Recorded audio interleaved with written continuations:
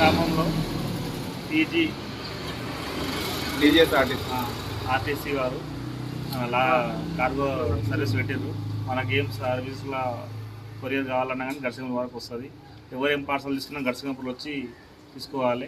అన్ని సర్వీసులు ఇక్కడ ఉంటాయి. మంచిగా టైంకు డెలివరీ అవుతుంది ఆర్టీసీలో మనం చేసుకుంటే. Thank you. సింగపూర్ గ్రామంలో టీజీఎస్ఆర్టీసీ లాజిస్టిక్ నూతన కౌంటర్ను ప్రారంభించడం జరిగింది.